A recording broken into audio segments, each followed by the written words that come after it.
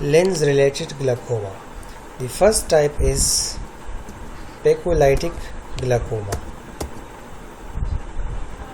Phacolytic glaucoma is a secondary open-angle glaucoma. It occurs in association with hypermature cataract. The trabecular obstruction is caused by high molecular weight lens proteins. High molecular weight lens proteins that leak through the intact capsule. So the capsule is intact and they leak into aqueous humor, and that leads to trabecular obstruction. Macrophages containing lens proteins may also contribute. Phacolytic glaucoma should not be confused with phacogenic glaucoma. Phacogenic was also called phacoanaphylaxis glaucoma. So phacogenic uveitis should not be confused with phacolytic glaucoma. Phacogenic uveitis is autoimmune granulomatous reaction to exposed lens proteins occur with a compromised lens capsule. So here the capsule is compromised, here the capsule is intact. These are the lens proteins containing macrophages. So the phacolytic glaucoma patients present with pain, vision is poor due to cataract. On slit lamp there will be corneal edema, hypermature cataract, deep anterior chamber. There may be large floating white particles in the AC. White particles in the AC consist of lens proteins and protein containing macrophages, which may impart a milky appearance to the aqueous if very dense, and can form a pseudo hypopyon. Here you can see a pseudo hypopyons in these pictures and a milky appearance. The gonioscopy, the angle will be open if reasonable view can be obtained, and open angle with lens derived material and inflammatory cells that are most substantial inferiorly. Treatment of phacolytic glaucoma. So after IOP is controlled medically, the proteinaceous material is washed out from the anterior chamber and the cataract is removed. Care should be taken not to rupture the zonule, which is likely to be more fragile than usual. Next is phacomorphic glaucoma. It is an acute secondary angle closure glaucoma. So here the glaucoma is angle closure, precipitated by intumescent cataractous lens. Equatorial age-related growth of the lens. There is age-related growth of the lens. It slackens the suspensory ligament and allows the lens to move anteriorly. So the lens moves anteriorly. Associated anterior-posterior growth. There is anterior-posterior growth. It leads to increased irido-lenticular contact and potentiates pupillary block and iris bombing. So the diagnosis: patient presents with acute primary angle closure glaucoma, shallow AC, mid-dilated pupil, dense white cataract, and the fellow eye will show phacomorphic glaucoma.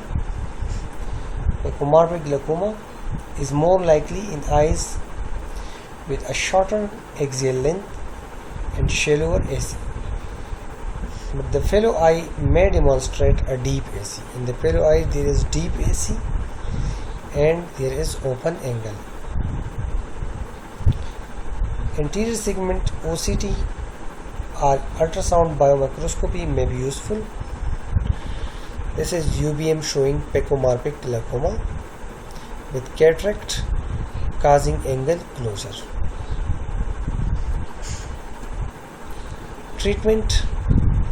Medical treatment is initially similar to that of acute primary angle closure glaucoma.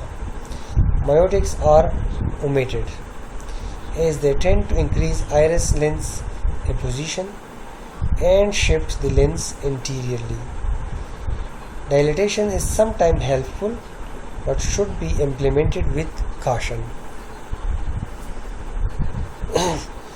Systemic hyperesthetic agents may be required more commonly than in primary angle closure glaucoma. Laser iridotomy may be worthwhile but is often not possible due to corneal edema or lens cornea proximity or ineffective. A similar procedure should be considered for the fellow eye. Laser iridoplasty may be useful, temporizing Meyer. Cataract extraction constitutes the definitive treatment. Ideally, once the IOP has been normalized and the eye is quiet, the surgery can be difficult and carries a higher risk of complications. There is pupillary block from disruption of lens proteins. There are various causes. One is blunt ocular trauma. Even if relatively trivial, may result in lens dislocation in eyes with weak zonule, as in pseudoexfoliation and homocystinuria. There causes congenitally small lens microspiropakia. For example, in Weil-Marchesani syndrome, there is microspiropakia and congenital small lens. Dislocation may be into the AC.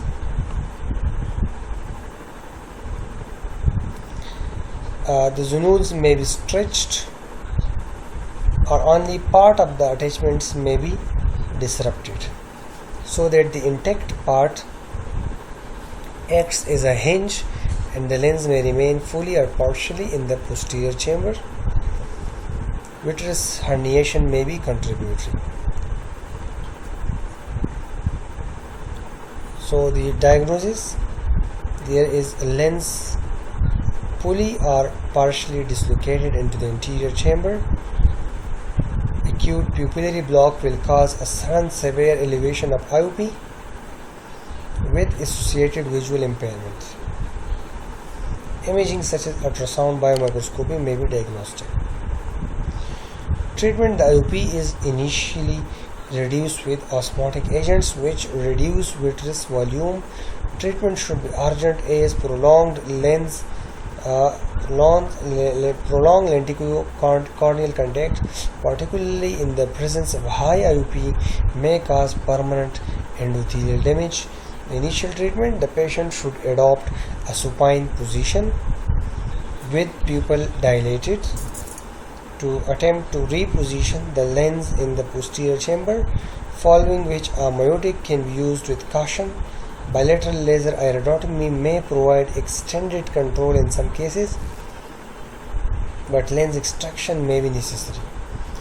The definitive treatment consists of surgical lens extraction, an anterior chamber IOL, or iris or sclera fixation IOL will be necessary.